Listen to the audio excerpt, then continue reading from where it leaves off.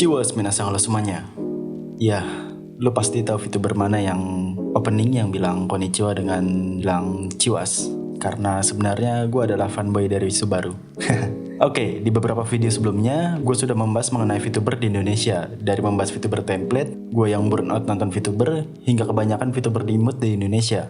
Dan saat ini, VTuber di Indonesia sudah banyak sekali, karena marketnya sudah berkembang sangat pesat. Dari VTuber yang selalu kena drama, VTuber yang memiliki keunikannya sendiri, dan VTuber yang akan membuat kalian jatuh hati. Dan selain hal positifnya, dari VTuber di Indonesia, supaya adil gue juga gak mau melupakan sisi negatifnya. Dari banyak orang yang berpendapat kalau VTuber di Indonesia itu banyak sekali drama, VTuber dari Indonesia namun sering menggunakan bahasa Inggris, maupun banyak kasus di antara para komunitas dari VTuber. Dan di video kali ini, gue mau nonton dan tahu lebih jauh mengenai VTuber di Indonesia, dan pendapat gue mengenai mereka, setelah gue menonton stream maupun klip dari mereka. Sebelum lanjut, sama seperti video sebelumnya yang membahas hal seperti ini, gue cuma mau disclaimer sedikit kalau gue tidak ada maksud untuk menyindir, menjatuhkan, atau hal-hal negatif lainnya. Oke, kita akan membahas VTuber secara universal, atau secara keseluruhan, mau dia berasal dari agensi maupun VTuber independen. Karena menurut gue, pasar dari VTuber Indonesia tidak terlalu peduli mau dia dari agensi ataupun indie. Karena perkembangan keduanya sama-sama berkembang dengan sangat cepat. Jadi, kita mulai dengan VTuber yang sebelumnya merupakan VTuber agensi. Namun, sekarang telah menjadi VTuber independen dan berkembang dengan sangat-sangat pesat. Yaps, Mithya Bedford. Kalian sudah pasti tahu dia dari klip-klipnya, maupun dari drama-drama yang pernah menimpanya. Bahkan sempat terkena salah sasaran karena dikira orang yang dimaksud dari suatu drama yang pernah terjadi. Mithya merupakan VTuber dengan ras vampir yang sering dipanggil Mithya, Miti, Tia, Kanjeng Miti, dan Codot. Codot? Informasi skripnya bener gak nih? What the fuck? Oke, ya, jika kita ngomongin rasnya Miti yang merupakan seorang vampir, banyak di story-story suatu novel, anime, dan manga, vampir digambarkan sebagai ras kuat yang suka meminum darah.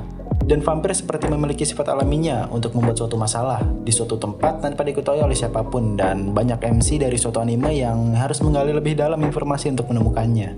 Jadi, Miti dengan banyaknya drama yang menimpa dirinya, bagi gua, itu sudah sesuai dengan deskripsi dirinya yang seorang vampir. Jadi, gue tidak terlalu mengambil serius dengan apa yang dia lakukan. Dan malah, gue suka dengannya yang begitu niat menjalani karakternya, yang merupakan seorang vampir. Yang mana selalu digambarkan tidak jauh dari suatu masalah ataupun target salah paham. Dan kalau kita mencari klip dari Miti, pasti banyak banget klip-klip Miti dengan reaction meme-nya. Dan kebanyakan komentarnya bukan mencari meme-nya, namun ikut ketawa karena reaksi Miti yang ketawa karena meme-nya. Dan ya, selain itu, vampir yang satu ini suka sekali nge-sim dengan VTuber lainnya, terutama yang sesuai dengan seleranya. Dan momen si Miti yang paling gue suka, dan klipnya yang selalu gue tonton berulang-ulang kali, saat Miti nge-sim salah satu member dari Mapanca, yaitu Andi Adinata. Karena menurut gue, saltingnya Miti itu benar-benar kocak sekaligus imut. Dan didukung dengan karakternya yang seorang vampir, kapan lagi kan kita lihat vampir salting? Oke, VTuber berikutnya itu salah satu VTuber agensi dari Nichi Sanji, yaitu sang CEO dari suatu perusahaan daging berbasis IT, siapa lagi kalau bukan Mr. Taka, atau biasa dipanggil Pataka. Pataka ini merupakan VTuber dari Nichi Sanji ID pertama yang masuk list gue ketika gue pengen nonton klip-klip VTuber. Karena tingkahnya ketika live yang sangat menghibur bagi gue pribadi, dan Pataka sendiri yang sangat mendalami perannya sebagai seorang CEO dari suatu perusahaan daging berbasis IT. Saat streamnya, Pataka pernah mencoba menirukan trik membuat teh tarik, dan airnya malah tumpah yang bahkan sampai terkena ke celananya. Dan bukan satu momen itu saja, di stream lainnya, Pataka bercerita kalau pernah suatu ketika saat konferensi call dengan kliennya, atasan yang dia pakai itu formal. Namun, bawahan atau celana yang dipakai Pataka, karet celananya sudah nggak nolong, dan bisa saja langsung melorot saat dia berdiri. Dan sialnya, karena lampu rumahnya mati, Pataka refleks langsung berdiri untuk hidupin listriknya lagi. Namun sayangnya, dia lupa dengan celananya. Ya, itu memang pengalaman yang gak bisa dilupakan walaupun rasanya pengen hilang saja dari bumi ini. Dan kalau Pataka sedang ngantuk, dia gampang sekali untuk dikerjain. Seperti pada suatu momen, yang mana dia diajak ngobrol random, namun Pataka mencoba untuk nyambung-nyambung aja. Padahal obrolannya sudah benar-benar random. Bentar, saya kok belum keluar sebentar. Oh no, Pak. Ya, tadi udah kayak itu parodi entertainment ini juga kalau bisa. Oh no, please go to Iya sleep. pak, sleep. Tapi ada gak bisa apa sih? Iya pak. Oh no. Oke, next. Kalau kalian ngasih atau punya waifu cewek militer dengan sifat sindirnya yang ada obat, serta memiliki paras bak putri kerajaan dengan rambutnya yang berwarna silver, maka Komandan Sylvia adalah solusinya. Komandan Sylvia atau nama lengkapnya Sylvia Valeria merupakan VTuber dari agensi Livi Pro, bareng dengan Yemile Meru yang pernah kita bahas sebelumnya. Sebagai seorang komandan, Sylvia memang memiliki karakter yang begitu tegas karena didikan militernya dan memimpin lebih dari 1.000 pasukan.